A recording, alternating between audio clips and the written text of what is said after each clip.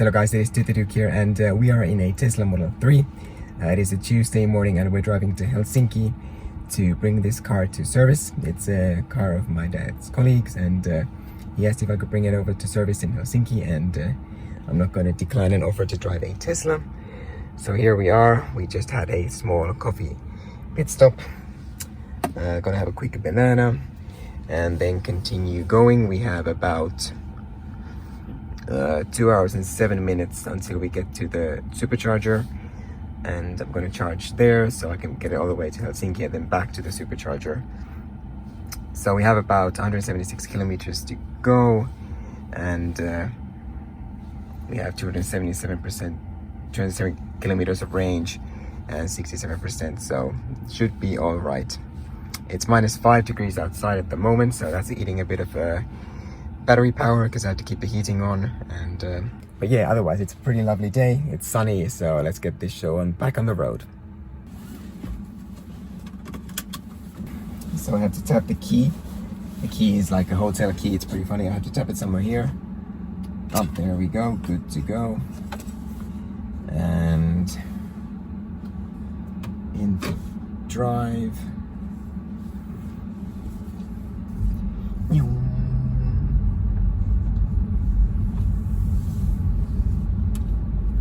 Gotta watch out for the trucks. So I think this is the Tesla Model 3 Performance Edition, so it's got roughly 500 horsepower, I think, 0 to 100 in under 4 seconds, closer to 3. And yeah, pretty intense numbers. It's one of the slippery days here. It's one of the more slippery days here in Finland today, so we are riding friction tires, so I have to be careful with the power delivery. Now turn right to take the ramp toward Italy, to make sure we don't slid out. Alright, here we go. Whoa, that's icy. It's like driving a spaceship. Damn. This is my third time ever driving a Tesla. I drove the first generation 85 Model S back in like when it was released, and then I drove, I think a couple of summers ago, the Tesla Model X P100D. That was pretty intense, and yeah, now I'm driving the Tesla Model 3, and yeah, driving electric is pretty interesting. I still have to get used to not having a gear shift here and all the gear selectors here. And then another key difference is that there's no speedometer here, that it's actually here on the big screen. So sort of have to look a bit to the right when you want to see how fast you're going.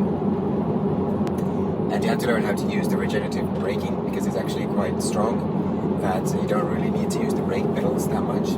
And that's, you know, it's a new type of driving or driving style that you have to get used to. The steering is pretty sharp. It's probably a bit too sharp. Or like driving on the highway, like even a small change changes the direction of the car, so that's sort of, you have to like keep it exactly straight. It could be a bit more loose, in my opinion.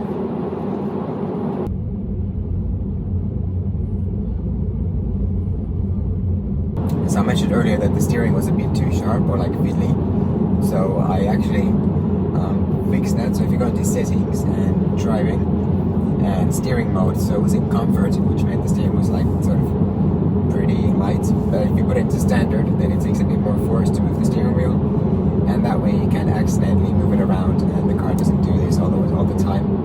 So yeah, standard mode is much better, and now the driving is quite pleasant. So we're going more south all the time, and the roads are starting to clear up a bit. It's still -4 degrees outside, but now there's road markings on the road, so I've turned on autopilot. It senses the lane marking on the left and on the right, and right now I don't actually have to do anything besides move the wheel every now and then. This is pretty cool. Yeah, it doesn't make a noise when you need to put your hands on the steering wheel. It only says apply slight turning force to the steering wheel, so you sort of have to look at the screen every now and then if you want to cheat and not use your hands while you're driving. You could make a beep or something, that might be better, I don't know. Yeah, but now we're losing the road sign, so I'm gonna take autopilot off and wait for this car to overtake me. internal combustion engine just overtook me. No. I gotta watch my range. This autopilot thing really is pretty cool. So I can just like drink my coffee and just enjoy the scenery. And then put my hand on the steering wheel every now and then. Yeah, it's pretty interesting.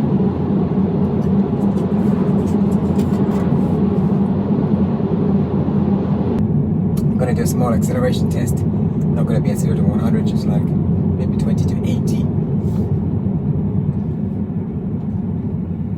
Hopefully my camera doesn't fall off. There's nobody coming. And so from 24 to holy damn. My heart's pumping. Damn. That's intense. That is intense. Alright, it's time to take the exit of the highway and go to the supercharger. Here we go, indicator on.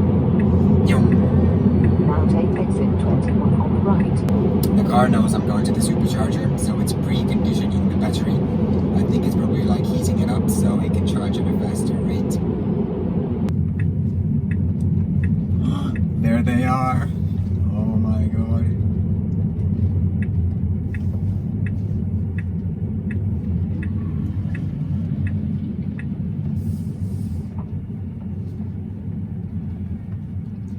Superchargers, yeah.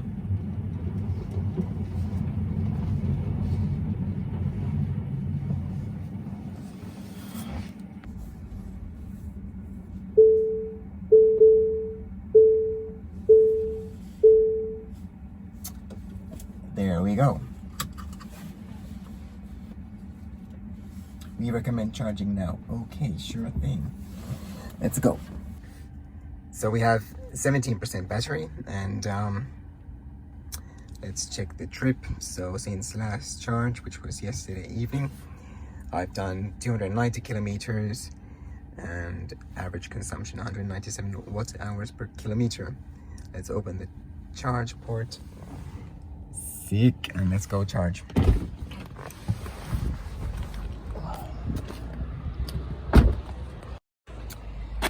So our thing looks like this, so I think it's the top one. And here we go. Light has turned blue. We are now charging.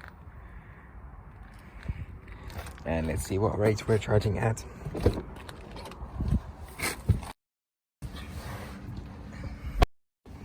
So it's starting to charge, 17% battery.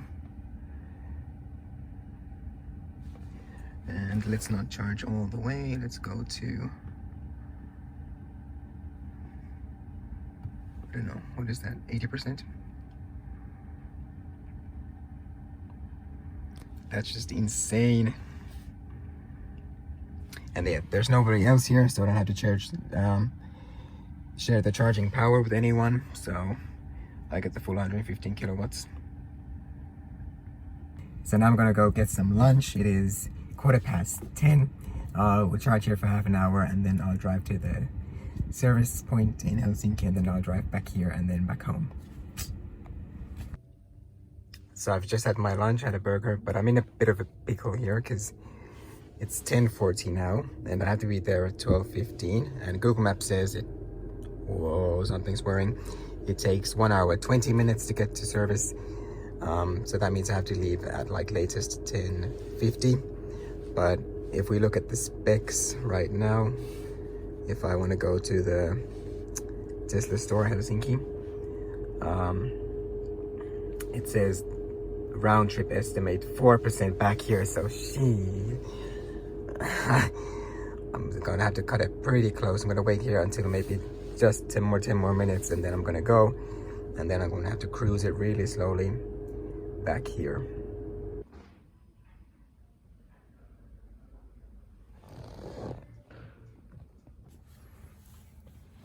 And we're back at the Matkakeiras Vierumäki supercharger. Service went okay, and now we're gonna plug in and supercharge.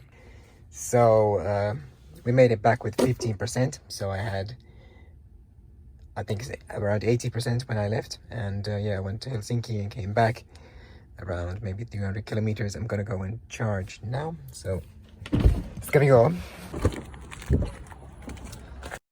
Right here, roughly for 14 minutes. And it's 92% charged, so I'm gonna unplug and start to head home. Stop charging. Charging stopped. So now I have the blue light back instead of the green light. Press the button. There. And nicely done. Oh, easy. The car's heater has been on the whole time, but we've been supercharging, so it's nice and cozy in here. And yeah, sun is starting to set. It is now 4:30, maybe like 3 hours left. So the car is basically on right now. All we gotta do is put the foot on the brake and then the drive selector into drive, as can be seen here, and then let off the brake. And we're moving. Easy.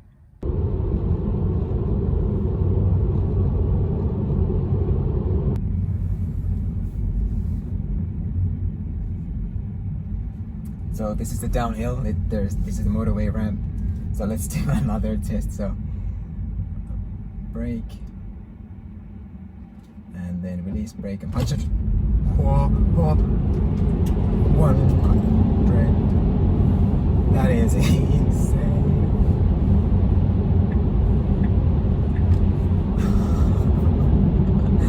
Okay, I gotta drive carefully now so I make it. So I have enough range to the supercharger. Oof. Adrenaline. It's kicking in. Oh my god. And that's pretty much it for this journey. I'm gonna run out of light soon, so I'm gonna end the footage here. It's roughly 2 hours home from Mikkeli, where I am now. I have 65% battery. Should be no problem. I'm gonna return the car to its owner after the service, and yeah, it was a really nice experience. Hopefully I get to drive one again soon in the future. And until then, I'll stick with my gasoline Subaru. Alright, take out. See you in the next one.